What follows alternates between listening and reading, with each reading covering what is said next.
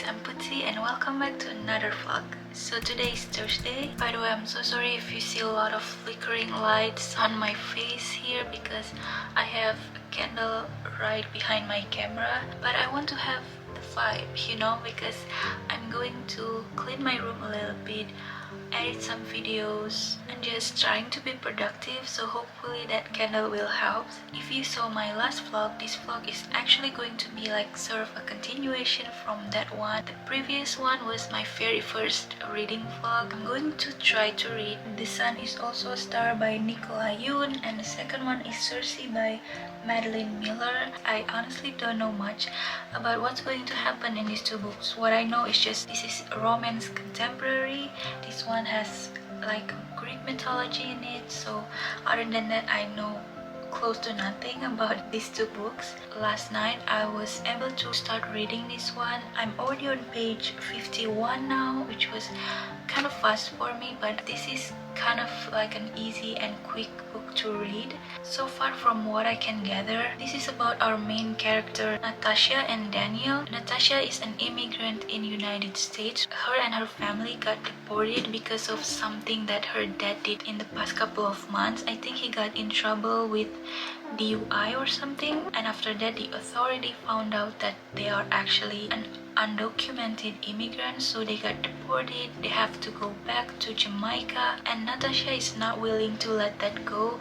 She's trying so hard to be able to stay in United States, and the story is told, I think, throughout the whole entire day. And in this particular day is the last day Natasha is able to stay in United States, so this is also the last day that she can try everything to change that and hopefully able to stay. And then there's also our other main character, which is Daniel. Daniel is a Korean American who in this particular day need to go to a college test or something. He's been having quite a rough time in his house because of his brother, who are now actually not close to him anymore. Their parents are very strict and demand both of them to become a doctor. That's not his passion whatsoever.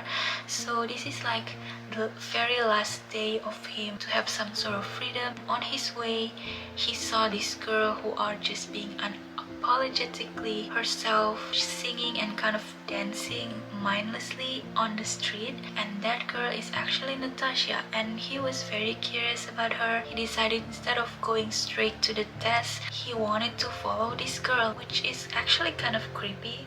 What if this particular Daniel is not a good guy? That's really creepy, but we try to let that go because they're both good people. So, but in other instances, please don't lurk around other people and follow them. That's just downright creepy. But so far I can tell why so many people like the story, and I can tell that I'm going to like them. What I like so far from this book is how fast-paced it is. The chapters are very short. The story is told through multiple perspectives, mainly from our main character, but there's also other chapters that are told about other characters in the story, both through first and third perspective. Both of them comes from a very different background, ideals, and point of view. I really want to know more what each family dynamics are. So yeah, it's a very great start, and hopefully I can finish it way before this vlog ended so I can move on to the next one, which is Circe. I started reading this in 2019 actually. I'm already in page 26. I wasn't in the right headspace, so hopefully now that I'm very eager to read this, I can finish it and hopefully love it as much as other people do. So yeah, those are the two books that I'm going to read and hopefully finish in this vlog. And yeah, oh, by the way, I had some very exciting book package.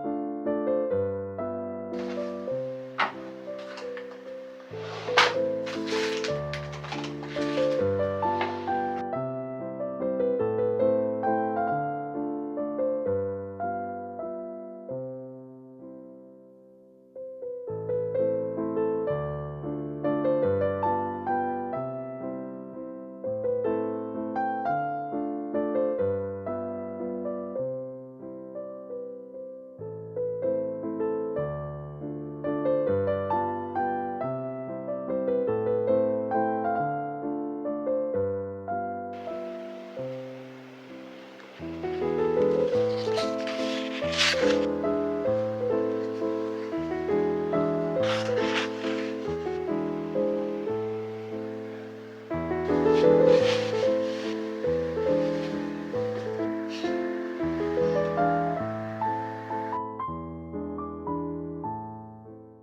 just read the book again. I suddenly realized something. Did I just say Daniel or David as the main character? The main character name is actually Daniel, but I kind of remembered me saying David. I don't know why.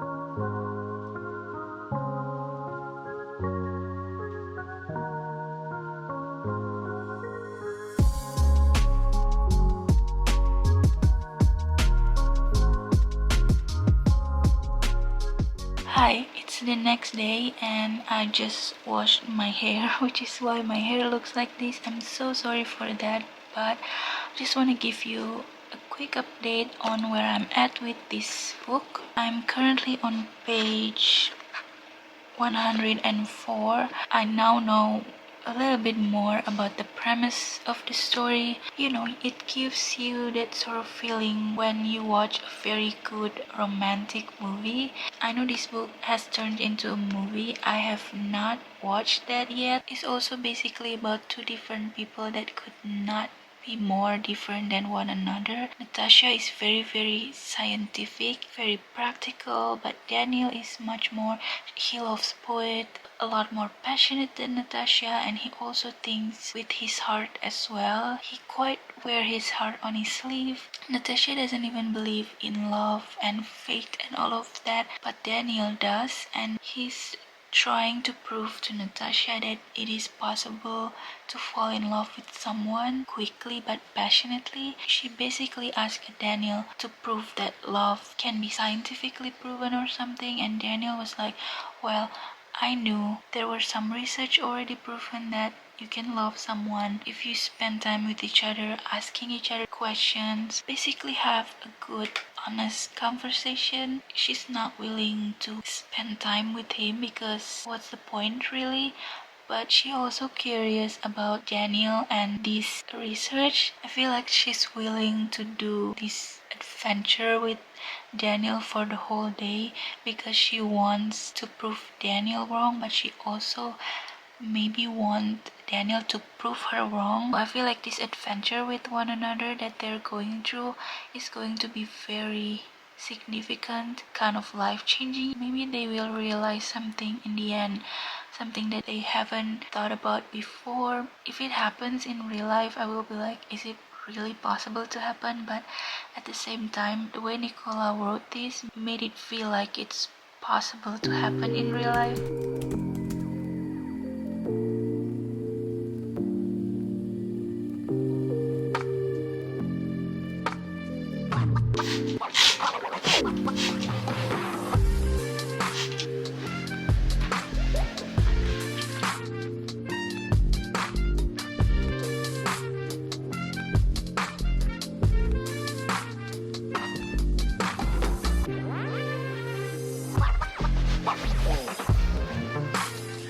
Isn't this like way too long? I mean, the pillow itself is only like this.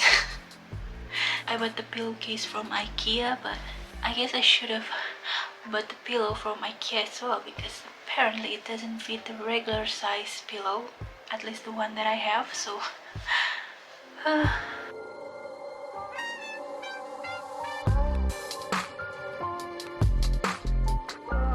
So quick update on this book right here, because now I finally have finished the book It's actually one of the fastest books I've read so far in 2021. Wait, I think that looks bad.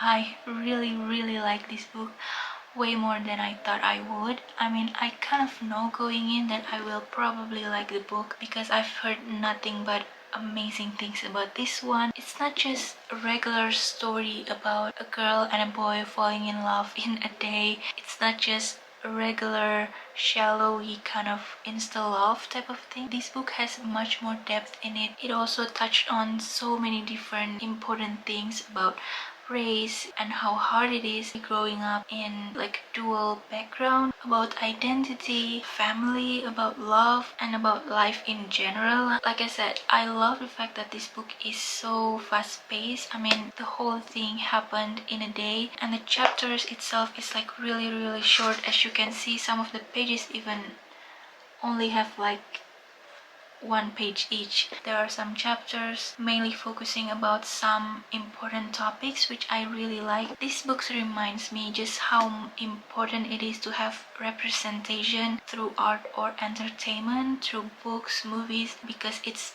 way more easy to digest, I think, for a lot of people at least. There are chapters about each family dynamic, just how different it is to grow up in a Korean American background and also Natasha's Jamaican background. There are some chapters about hair and how it is tied into racism, but there are also some things that I don't like. It can be a little bit cheesy at times, and just so many coincidences happened in the book to the point that it's just very much not realistic to happen. But then again, it's a fiction novel, of course, but at the same time, if you think about it, a lot of coincidences like this actually happened in people's real life. Not everyone, obviously. Yeah, I don't like love the book to the point that I want to give this 5 stars, but if I strictly talk about the writing, pacing, the plot, the characters, and just the soul of the book itself, this deserves 5 star for sure. But to me, it's like 4.7. And again, the one thing that I love the most about the book is just how Nicola can write something so romantic and beautiful but still have a lot of substance and depth to it, with threading in a lot of the background stories, some important topics, and just human connection in general, not just between two people who are in love but also between strangers. So now tonight I'm going to finally restart reading this book again. I'm already on page 26. I don't know if I wanna read the whole thing from the start or just continue on where I left off. I will try to force myself to read this at least until 50 pages in, so I can finally get in a zone and connect to the stories. And now that I'm fully immersed into the book world and love reading more than ever before, I feel like this time around it's going to be a bit easier for me to read.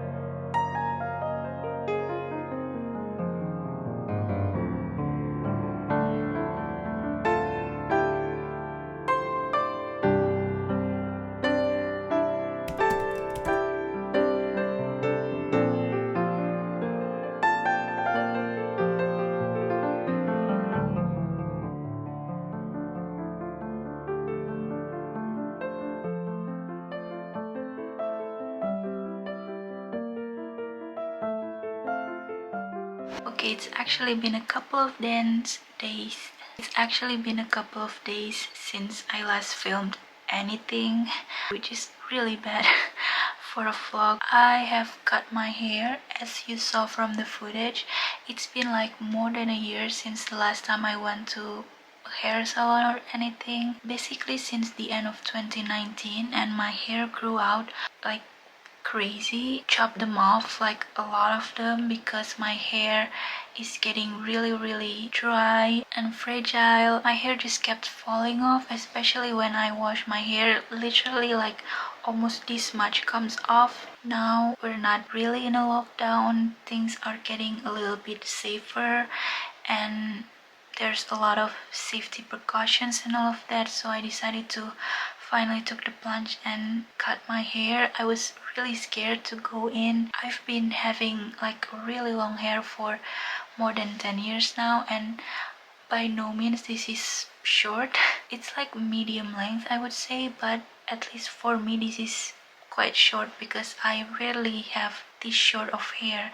So yeah, I needed a change. Just wash my hair and style them a little bit, and I realized something. I never get a grasp of how to curl your hair with a straightener, but I finally figured it out. It was actually because I have such a long hair. It was kind of very hard for me. Maybe it was just me, but shorter hair, it's actually easier, but at the same time quite hard at the back, so it looks very wonky. But before we finish up the vlog, I'm just going to give you my thoughts about this book that I finally have finished. Actually easier for me to do this time around, and I actually quite like this. In my opinion, the writing is really good. It's beautifully written, but it's not the easiest book for me to read, especially if English is not your first language, and English is not my first language, so I literally need to like reread some parts, some sentences a couple of times to be able to actually grasp the meaning and everything, and there are a lot of difficult words. As much as I love this book, I ended up giving it like 4.2 or 4 stars because it's actually just basically following along someone's life from start to finish without really a big main plotline, and I found out that that's not my favorite thing to read. I haven't read The Song of Achilles yet, but from what I've gathered, that book is very like sad and emotional. I personally think Madeline Miller is just very good at describing emotion and made you feel things. This book is also played around with my emotion a lot, but it's just a different kind of emotion. I felt anger, frustration, and just a lot of different emotion all at once. I got so frustrated at just how everyone treated Circe, but also got very angry at how sometimes that situation also forced Circe treat people a certain way. One main takeaway from this book is you can be a good human being but still made mistakes, and the way you acted in a certain situation doesn't always define who you are as a person as a whole, and you're allowed to make mistakes.